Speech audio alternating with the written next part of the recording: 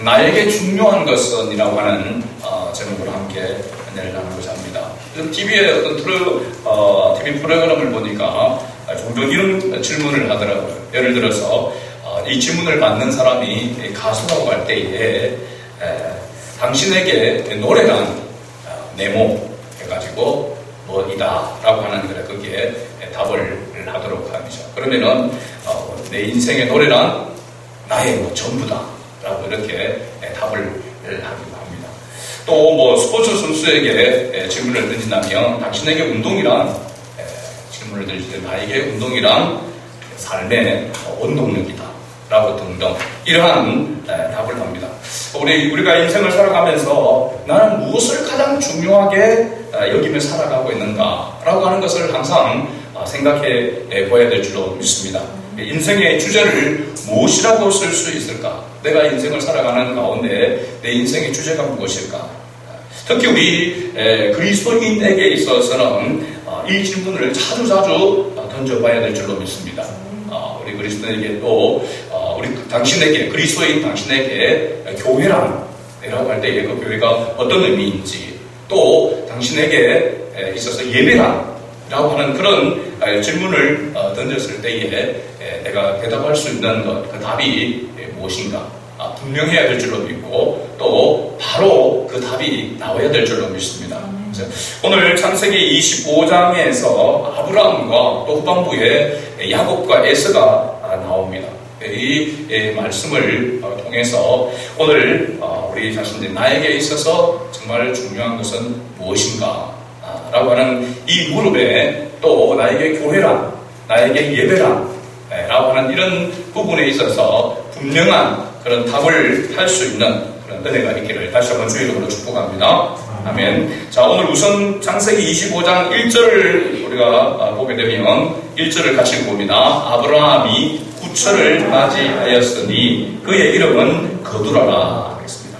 그리고 아브라함의 아내가 127세의 향년으로 죽게 됩니다. 23장, 창세기 23장에 이 아브라함의 아내 사라가 127세를 살고 죽게 되어지고 오늘 본문에도 나오지만 아브라함이 헷 족속 에브론의 밭을 정말 충분한 값을 주고 정확한 금액이 얼마였습니까?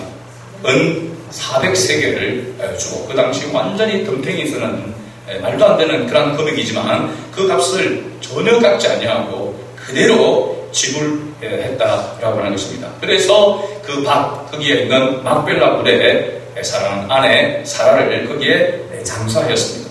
그리고 오늘 25장에 보면 사라가 죽은 지 이제 몇 년이 지났냐면 3년이 지난 후였습니다. 이 3년이 지나면서 아브라함이 그 24장에서 보면은 100세에 얻은 아들 이삭을 결혼시키기 위해서 배우자를 구하게 되어지죠. 그래서 리브가를 데려오게 되고 자기 고향 족속 가운데서 리브가를 데리고 와서 결혼하여 아내로 삼게 이렇게 합니다. 그때에 이제 아브라함은 오늘 본문 말씀 25장 1절을 보니까 후처를 맞이하였다라고 이렇게 말합니다. 그 후처의 이름이 거두라입니다. 외우기가 좀 쉽습니다. 우리말로 뭐 불쌍해서 그러든지 거두라 그냥 거두라라고 하는 건데 거두라라고 하는 다음에 문제 나옵니다. 이거 아브라함의 후처 그냥 거두라 그렇게 외우면은 기억에 남아있지 싶습니다. 아브라함의 아내 사라가 죽게 되어지고 난 다음에 3년 뒤에 아브라함이 뭐가 이렇게 회춘을 하게 된 것인지 어디서 힘이 생기든지 이 후처를 거두어 가지고 이 거두라와 살면서 자녀를 낳게 됩니다. 이 거두라라고 하는 이 후처의 이 이름의 뜻이 뭐냐면 향기입니다. 향기. 어떤 좋은 향기가 났는지 하여튼 이 거두라를 아내로 후처로 삼아서 자녀를 낳는데 2절에 보니까 몇 명의 아들을 낳았냐면 6명의 아들을 낳습니다. 그리고 5절과 6절에 보면 아브라함이 이삭에게 자기의 모든 소유를 주었고 자기 서자들에게도 그러니까 후처가 낳은 아들 또 누가 있습니까? 하갈을 통하여서 태어난 아들이 있죠. 이스마엘. 이스마엘의 후손들도 있습니다. 이들이 다 뭡니까? 서자들이죠, 서자들. 말할 수 있습니다. 그래서 적지 않은 많은 자녀를 낳게 됩니다. 그런데 이때에 이삭은 결혼을 했지만은 아직 왜냐하면 아이를 갖지 못했습니다. 르브가가 몇 년 동안 아이를 갖지 못했냐 하면은 20년 동안 아이를 갖지 못했습니다. 이삭이 몇 세에 되었을 때에 야곱과 에서를 낳게 되냐면 60세에 되었습니다. 40세에 결혼했는데 20년 동안 자녀가 없어서 여러분 25장을 읽어보면은 이삭이 기도해가지고 그 기도의 응답으로 하나님께서 한꺼번에 쌍둥이를 이렇게 준 겁니다. 야곱과 에서 야곱을 준 것이죠. 그런데 생각을 해보면은 그렇습니다. 이 당시에도 보면은 힘이라고 할 때 어떤 족속의 힘, 권력 그것은 어디로부터 오냐면 자녀들로부터 옵니다. 자녀 손손, 자기 후손들이 얼마나 많으냐에 따라서 그 지역에서 힘을 쓰느냐 못 쓰느냐에 달려있는 것입니다. 근데 하나님께서 이삭을 통해서 아브라함에게 약속하셨죠. 이삭 네 씨를 통하여서 큰 민족을 이루도록 해주시겠다라고 그렇게 했습니다. 그런데도 불구하고 자녀를 주지 않습니다. 그런데 서자들을 후처를 통해서 또 하갈을 통해서 태어난 이스마엘을 통해서 그 후손들을 보면은 자녀들이 많이 태어나고 있습니다. 그런데 오늘 본문에 보니까 아브라함은 이삭에게 모든 소유를 주었다고 했습니다. 이삭에게 모든 소유를 주었다라고 하는 것은 마땅히 주어야 될 법적인 어떤 권리에서 장자이기 때문에 아들이기 때문에 친자이기 때문에 마땅히 주어야 될 그러한 상속을 한 것이다 라고 이렇게 봅니다. 그런데 서자들에게도 재산을 주어라고 했습니다. 여기 주었다라고 하는 것은 서자들에게 주었다라는 것은 법적으로는 주지 않아도 상관없는 줄 필요가 없는 그런데도 불구하고 아브라함은 이 서자들에게도 재산을 나누어 주었다라고 그렇게 말하고 있습니다. 그 이유는 뭐냐면 6절 말씀에 보면은 자기 아들 이삭을 떠나 이들이 동방 곧 동쪽 땅으로 가게 하였더라. 다시 말하면은 이삭을 괴롭게 하지 않도록 하기 위해서 멀리 떠나보내기 위해서 그들에게도 재산을 좀 나누어줬다라고 이렇게 이야기하는 거죠. 혜택을 주었다. 그들에게 혜택을 주었다라고 이렇게 이야기를 하는 것입니다. 우리 생각해보면 상식해보면 그럴 거면 말로 난다고 이렇게 생각을 하죠. 그렇죠? 말을 하고 그렇게 또 부처를 두고 또 그래서 자녀를 낳고 그 자녀들을 해가지고 이렇게 많이 낳아서 자기 아들 이삭이 태어났으면 이삭만 바라보면 되지 왜 또 그 노년에 다시 부처를 두가지고 또 자녀를 이렇게 많이 두게 되었는가 좀 어떤 일부분에서 의문이 생깁니다. 근데 하나님께서 이 모든 가운데서도 뜻이 분명하게 있는 줄로 믿습니다.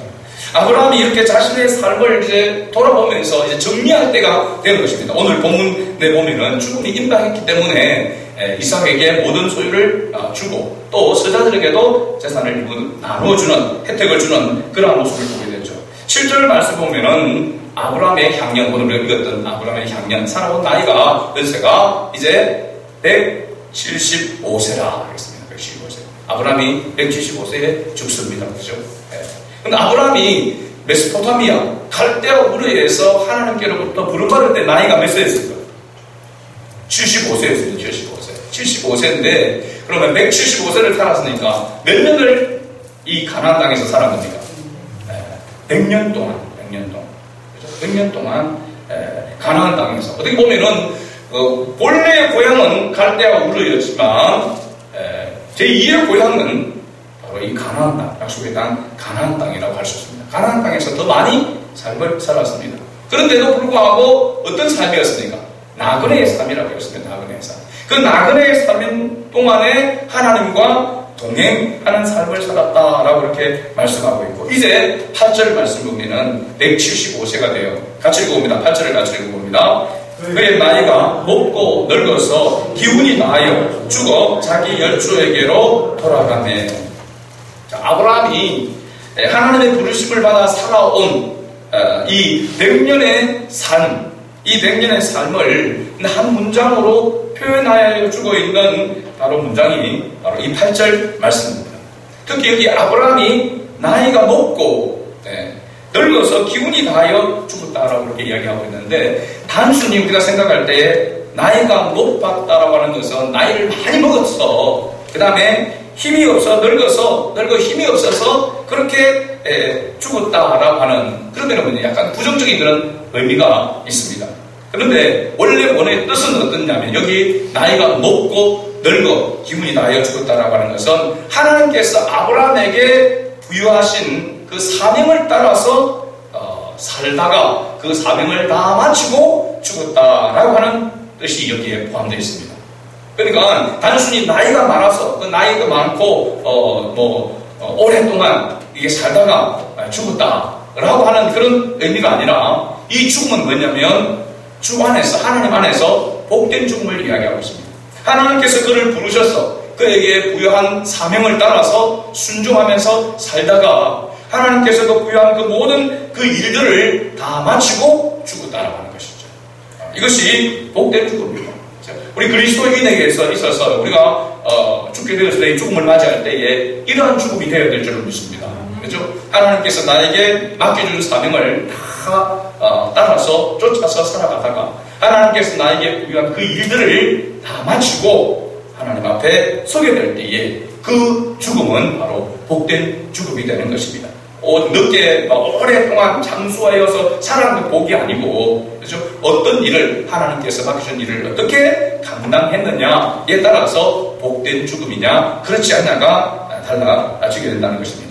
우리가 신약에서 이와 비슷한 예가 있죠. 바로 사도 바울이 자기가 고백한 그런 고백이 있습니다. 디모데후서 4장 6절에서 8절 말씀을 보면은 사도 바울도 이런 고백을 합니다. 같이 읽어봅니다. 전제와 같이 내가 벌써 구워지고 나의 떠날 시각이 가까웠도다. 나는 선한 싸움을 싸우고 나의 달려갈 길을 마치고 믿음을 지켰으니 이제부로는 나를 위하여 의의 면류관이 예비되었으므로 주곧 의로우신 재판장이 그 날에 내게 주실 것이며 내게만 아니라 주의 나타나심을 사모하는 모든 자에게니라. 아멘.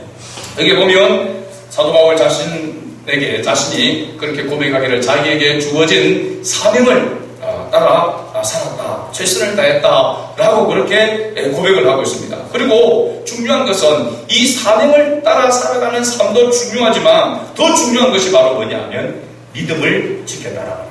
믿음을 지켰다. 우리가 이 땅을 살아가면서 사명을 감당하는 것도 매우 중요합니다. 그 사명을 잘 감당하고 끝까지 감당해내는 것도 매우 중요합니다. 그러나 그것보다 더 중요한 것은 믿음을 지키는 것입니다. 오늘날 우리가 보면 이 믿음을 지킨다는 것이 얼마나 중요한가라고 하는 것을 우리가 더 절감하고 있는 것입니다.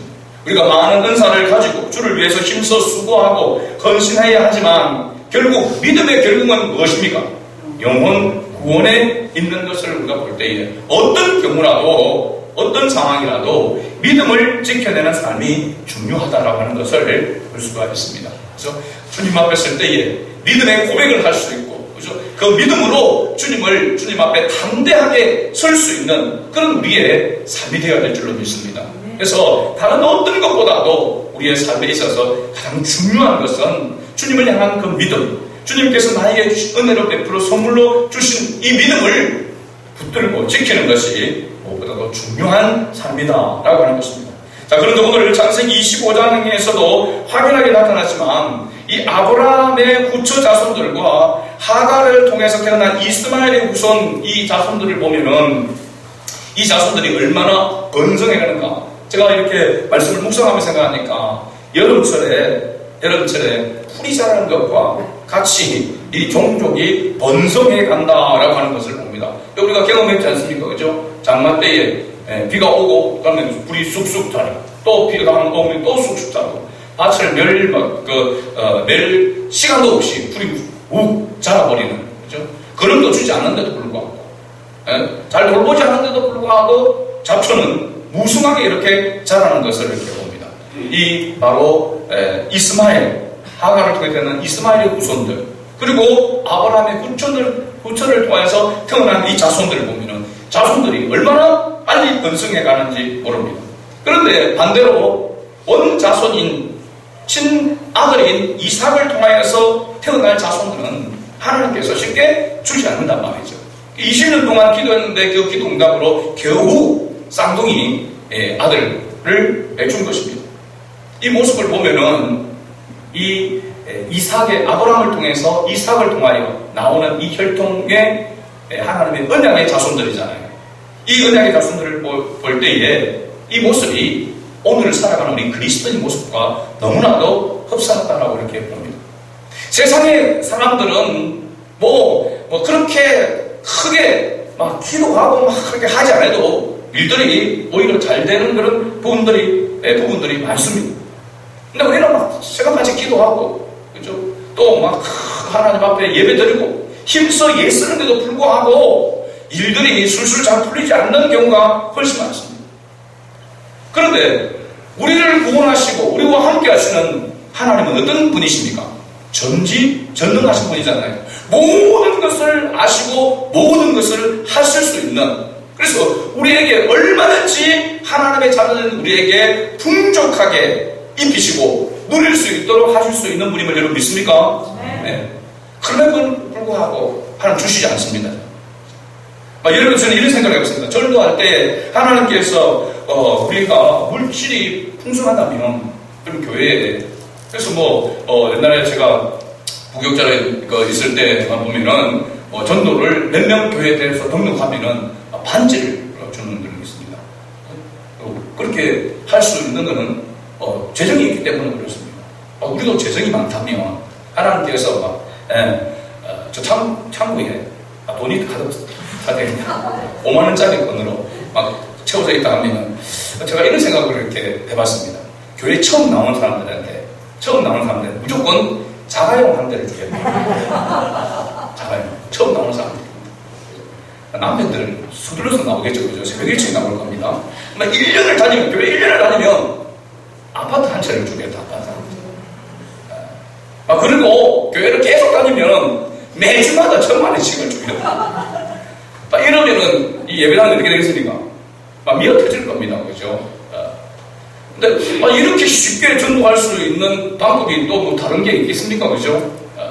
그렇게 안 한다 하더라도 다니는 우리들에게도 매주 올 때마다 큰 거 한 장씩 받아서 이래 나갈 때 예배 드리고 탁 나가면 손에 탁 뭔가 들려져가지고 봉투 하나씩 받아가지고 탁 나가게 된다면 금방 소문이 안 나겠습니까? 사천성한교회 가봐라. 나올 때마다 뭐 하나 내려온다 한다해서 봉투 열어보면 큰 거 한 장이다.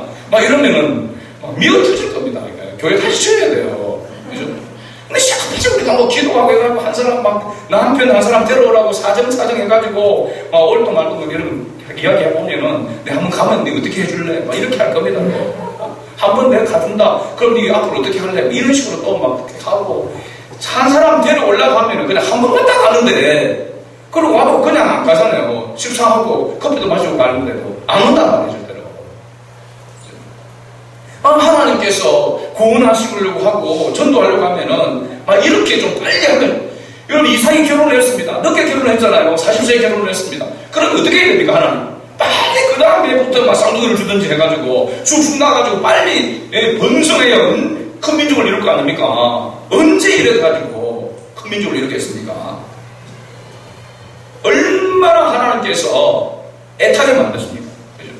이삭, 아브라함도 애타게 했는데다가 그 아들 이삭도 20년 동안 애타게 해야 하는 거죠. 속이 시커멓게 타도록 만들어가지고, 그래가지고 결국 하나님이 쌍둥이를 줬단 말이에요.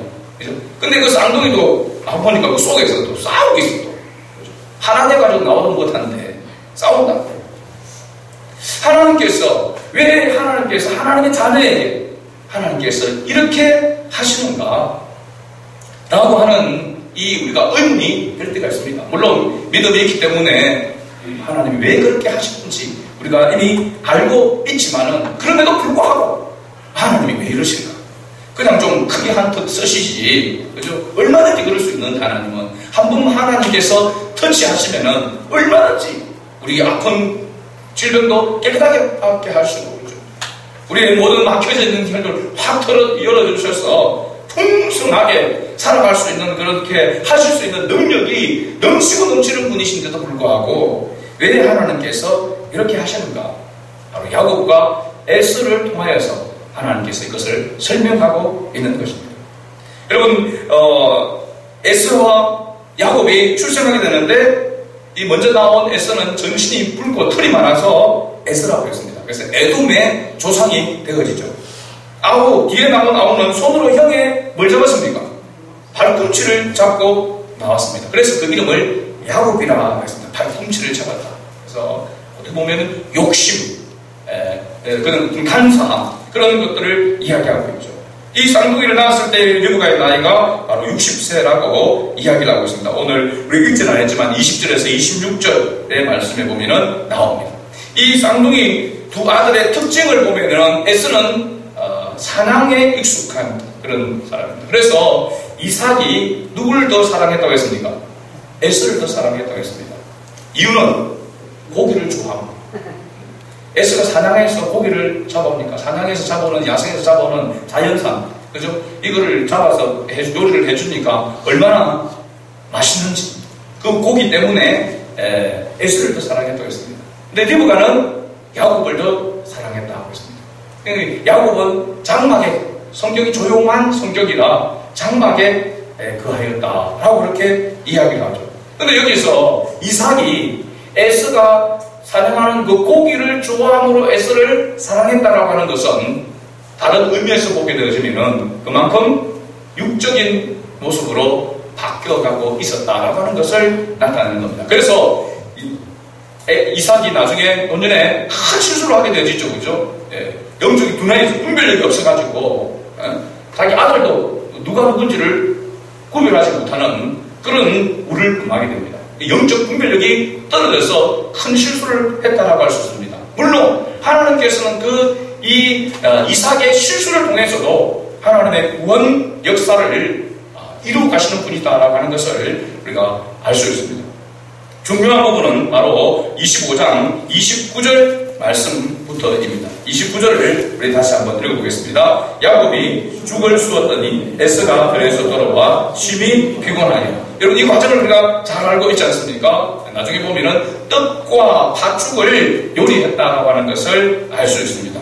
그런데 들에서 사냥을 하고 왔는지 일을 하고 왔는지 에스가 와서 헐레벌 떠가면서 배고픔과 그 허기에 져서 야곱이 요리해 있는 그 팥죽, 그 붉은 것을 달라고 이야기합니다. 그런데 야곱이 당연히 아이고 수고하고 왔는데 형 드세요라고 줘야 되는데 조건을 제시합니다. 뭘 제시합니까? 장자의 명분을, 형의 장자의 명분을 내게 팔면 이걸 주겠다라고 이야기합니다.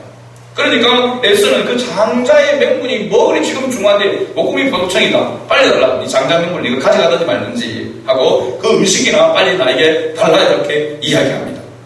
그래서 26장 34절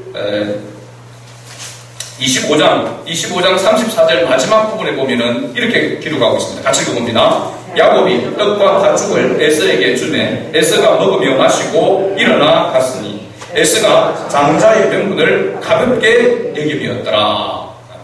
여기 에스가 장자의 명분을 가볍게 여겼다 라고 하는 것은 야곱이 장자의 명분을 어떻게 보면 집착했다라고 할 수 있습니다. 그것은 그 장자의 명분이 중요하다라고 하는 것을 야곱은 알고 있었기 때문에 어떻게 보면 기회만 호시탐탐 노리고 있었습니다. 어떻게든지 저 장자의 명분을 내가 취하기 위해서 그 인간적인 그런 계획과 생각 때문에 야곱이 실제로 보면은 엄청난 고난의 삶을, 험악한 세월을 보내게 됩니다. 하나님께서 그 인간의 방법으로 억지로 빼앗으려고 하는 그것을 그 몸에서 빼내기 위해서 야곱을 사실은 영단했다라고 그렇게 말할 수 있습니다. 신약 성경에 보면 에스가 이 장자의 명분을 가볍게 여김에 대해서 뭐라고 표현을 하고 있느냐 하면 히브리서 12장 16절 말씀입니다. 이렇게 기록하고 있습니다. 같이 읽어봅니다. 음행하는 자와 혹 한 그릇 음식을 위하여 장자의 명분을 판 에스와 같이 망령된 자가 없도록 살피라 하면, 여기 망령되다라고 하는 것은 영이 망하는 것을 말합니다. 영혼이 망하는 것을 말합니다. 영혼이 망한다는 것은 어떻게 되는 겁니까? 완전히 망하는 것을 이야기합니다. 영과 육이 함께, 영이 망하면 육도 함께 망하는 것을 이야기하고 있습니다. 영육이 심판을 받아서 바로 지옥불에 떨어지는 것과 같은 것을 이야기하고 있습니다. 그래서 이 장자의 명분을 가볍게 여기고 이 행위가 자기 영혼을 망하게 하는 것이었다라고 이야기합니다. 그러니까 가벼운 겁니까? 이게 중요한 겁니까? 엄청나게 중요한 것입니다. 그 어떤 것으로도 바꿀 수 없는 정도로 중요하고 가치 있는 것을 이야기하고 있는 것입니다. 그렇죠? 이에 에서와 반대로 야곱은 이 장자의 부분을 얻기 위해서 수단과 방법을 가리지 않는데, 그러나 이 야곱이 장자의 부분을 얻기 위해서 했던 이 모습이 신약시대의 우리 그리스도인들의 모습으로 비교하자면, 또 고백으로 이야기하자면 이렇게 말할 수 있습니다. 나는 예수님 외에 다른 것은 원하지 않습니다. 예수님만이 나의 전부입니다. 할렐루야. 나는 어쨌든 주님 당신이 필요합니다. 이 고백이 바로 야곱이 장자의 명분을 얻기 위해서 취했던 모습과 같은 것이라는 사실입니다. 이것은요, 여기에는 윤리나 도덕적인 그런 기준이 필요하지 않습니다. 그리고 우리가 구원을 얻는데 윤리나 도덕이 기준이 됩니까? 그렇지 않습니다. 오직 무엇으로 우리가 구원을 얻는 겁니까? 예수 그리스도를 믿음으로 구원을 얻는 것이죠. 그렇죠? 오직 예수 그리스도만을 바라고 원하는 것은 여기에 영원한 생명이 있고 구원이 있기 때문입니다. 그래서 이 부분에 대해서 사도 바울도 로마서 9장 13절에 이렇게 정리를 하고 있습니다. 같이 읽어봅니다. 기록된 바 내가 야곱은 사랑하고 에서는 미워하였다 하심과 같으니라. 아멘. 여기에 내가 하나님께서 야곱은 사랑하고 에서는 미워했다라고 하는 것을 이야기합니다. 이 기준은 어떤 에서가 지금까지 살아왔던 그런 어떤 윤리, 어떤 행위, 그런 어떤 부분을 가지고 미워했다라고 하는 것이 아닙니다. 여기에 야곱은 사랑했다, 에서는 미워했다라고 하는 것은 하나님의 선택과 육입니다. 육이라는 말은 버려둔다는 것입니다. 하나님의 선택, 하나님의 버려두심을 이야기하고 있는 것입니다. 하나님이 선택하고 하나님이 버려두심에 있어서는 어떤 윤리적이나 도덕적인 그런 기준이 아니라 하나님의 주권에 있는 것입니다. 할렐루야. 그래서 우리가 하나님의 자녀가 된 것입니다. 하나님의 우리의 윤리적이고 도덕적인 그런 기준, 그런 행위, 그런 성품, 그런 어떤 우리의 인품, 그런 것들을 따져서 하나님 우리를 자녀 삼은 것이 아님을 여러분 믿습니까? 하나님의 전적인 주권에 의해서 하나님 우리를 선택한 것입니다. 바로 야곱에 대하여서 이렇게 말하고 있는 것입니다. 어떻게 인간적으로 따져보면 야곱보다 에서가 훨씬 더 낫습니다. 에서가 훨씬 더 열심히 부지런히 살아서 그가 나중에 야곱강에서 만나게 될 때에 이미 에서는 몇 명을 거느리고 왔습니까? 부자를 400명을 거느리고 올 정도로 큰 족장이 되어 있었습니다. 어떻게 보면은 자신 스스로 노력해서 성공한 그런 사람이 바로 에서라고 할 수 있습니다. 여러 가지 모양을 보면 야곱은 이렇게 속이고 저렇게 속이고 막 꾀를 부리고 온갖 그렇게 장계를 부려서 얻으려고 애썼던 그런 사람이 바로 야곱인 거죠. 인간의 기준으로 보면은 당연히 에서가 우선이라고 할 수 있습니다. 선택을 받아야 마땅하다고 볼 수 있습니다. 그러나 하나님은 야곱을 선택한 것입니다. 나중에 이 야곱이 요셉에게 머리에 손을 얹어서 축복하는 그런 내용이 창세기 49장에 나옵니다. 그때에 이 야곱이 요셉을 향하여서 뭐라고 축복하는지 한번 보겠습니다. 창세기 49장 26절입니다. 같이 읽어봅니다. 네 아버지의 축복이 내 선조의 축복보다 나아서 영원한 산이 한없음같이 이 축복이 요셉의 머리로 돌아오며 그 형제 중 뛰어난 자의 정수리로 돌아오리로다. 아멘. 이것은 야곱이 요셉에게 축복하는 건데 네 아버지의 축복. 요셉의 아버지가 누굽니까? 야곱이잖아요. 지금. 그죠? 야곱. 내 선조의 축복. 야곱의 선조가 누굽니까? 이삭이고 아브라함이잖아요. 그러면 이삭과 아브라함이 내게 하나님이 주신 그 복보다도 누구의 복이 더 크다는 말입니까? 낫다는 말입니까? 야곱 자신이 받았던 복이 더 낫다는 겁니다. 그런데 실제로 아브라함이 가졌던 그 부가 누구에게로 온 겁니까? 이삭에게로 온 것이고, 이삭에게 있었던 그 부가 누구에게로 온 겁니까? 야곱에게로 사실은 온 것입니다. 야곱이 또 일을 해서 자기가 모은 재산도 있지만 나중에 거부가 되어지는 그것은 자기 아버지, 자기 할아버지로부터, 선조로부터 받은 것입니다. 그런데 야곱은 뭐라고 고백하냐면 내 선조의 축복보다 나았다고 했습니다. 자기가 더 낫다는 것입니다. 그러면 따지고 보면 이것이 어떤 우리가 눈에 보이는 물질의 많고 적음이겠습니까? 아니면 다른 뜻이 있겠습니까? 당연히 다른 뜻이 있는 것이죠. 그러면 야곱이 나중에 애굽의 요셉을 만나기 위해서 애굽으로 내려갑니다. 바로 왕 앞에 서게 되어지죠. 그 바로 왕 앞에 섰을 때에 바로 왕이 야곱에게 뭐라고 묻냐면 네 나이가 얼마냐라고 이렇게 묻습니다. 근데 야곱이 이렇게 말합니다. 창세기 47장 9절 10절에 보면 이렇게 말합니다. 같이 봅니다. 야곱이 바로에게 아뢰되 내 나그네 길의 세월이 130년이니이다. 내 나이가 얼마 못되니 우리 조상의 나그네 길의 연조에 미치지 못하나 험악한 세월을 보내었나이다 하고 야곱이 바로에게 축복하고 그 앞에서 나오니라. 아멘. 여기 야곱이 몇 년을 살았다고요? 130년. 130년을 지금 살았다 했습니다. 자기 지금 열조라고 이야기할 때에 이삭은 몇 세까지 살냐면 180세를 삽니다. 아브라함은 175세를 살잖아요. 연수에 비하면 자기 조상들의 연주에 미치지 못하나 험악한 세월을 보내었나이다 라고 했습니다. 이 험악한 세월이라고 하는 것은 단순히 그가 많은 노동을 하고 많은 고난을 겪은 그런 부분을 이야기하는 것이 아니라 그 험악한 고통과 고난의 세월 속에서 무엇을 경험했냐는 것입니다. 하나님을 경험했다는 것입니다. 하나님의 은혜를 경험했다는 것입니다. 자기가 경험한 하나님의 은혜가 이삭이 경험한 것보다도 아브라함이 경험한 것보다도 훨씬 더 많다고 하는 것입니다. 그런데 이것을 야곱은 더 큰 축복이다라고 하는 것을 깨달았다라고 하는 사실입니다. 할렐루야. 우리가 이 땅을 살아가는 사람들은 대부분이 명분과 신뢰를 따라서 살아갑니다. 명분.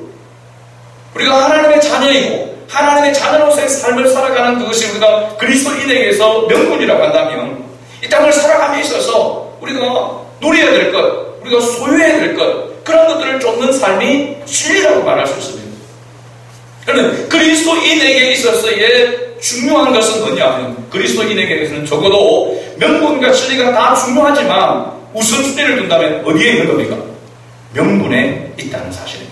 그리스도인은 명분을 위해서 살아가는 겁니다.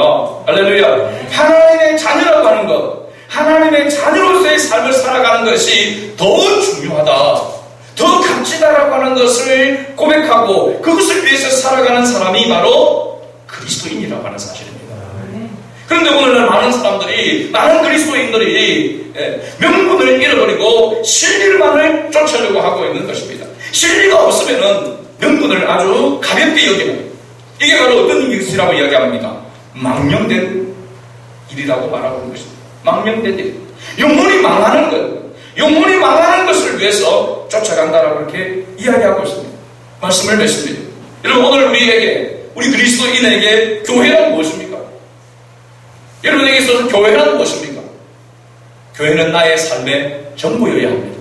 교회는 나의 삶의 전부입니다. 교회는 나의 삶의 원동력입니다. 내가 살아가는 삶의 목적입니다. 이게 우리의 고백이 되어야 될 줄로 믿습니다. 우리 그리스도인에게 예배는 내 삶의 전부이고 출발이고 원동력이며 목적이고 목표입니다. 나의 삶에 있어서 가장 우선순위가 한 주간의 삶에 있어서 출발은 예배입니다 라고 하는 것이 우리에게 있어 그리스도인에게서 명분이 되어야 된다는 사실입니다. 근데 우리의 모습을 보면은 우리는 명분을 잃어버리고 진리를 자꾸 쫓아가고 있지 않습니까? 그 진리 때문에 명분은 그냥 아주 하찮은 것으로 생각합니다. 그래서 하나님의 나라 천국을 이야기할 때에 죽을 때가 다가와야 그것을 생각하는, 매일매일 삶 속에서 우리는 하나님을 경험하고 하나님의 은혜 속에서 하나님을 찬양하고 하나님과 더불어 동행하는 삶을 살아야 하는데 그 삶을, 그 영생을 맛보는 삶을 뒤로 하고 하나님을 알지 못하는 사람과 같이 이 세상에서 잠시 누리는 그런 쾌락을 쫓아 살아가려고 하는 그런 모습이 오늘 우리에게 있지 않느냐는 것입니다. 이것을 우리는 끊어내야 될 줄로 믿습니다. 이것을 씻어내고 끊어버리도록 하나님 우리에게 한꺼번에 다 주지 않는 것입니다. 우리에게 그렇게 풍족하게 주실 수 있는 분임에도 불구하고 우리에게 한꺼번에 주시지 않는 것입니다.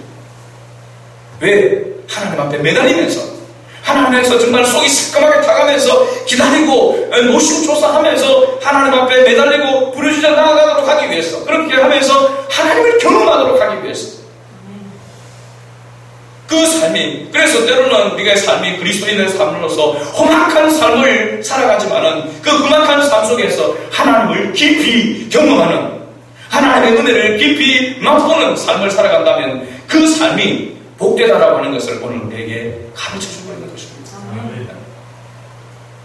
오늘 우리 사천성한교회 성도들이 당신에게 있어서 교회란, 당신에게 있어서 믿음이란, 당신에게 있어서 예배란, 당신에게 있어서 직장이란, 이런 것들을 물음에 있어서 그리스도에 있는 이 명분을 가지고 거기에 확실하게 답할 수 있는 저와 여러분 될 수 있기를 주의 이름으로 축복합니다. 아멘.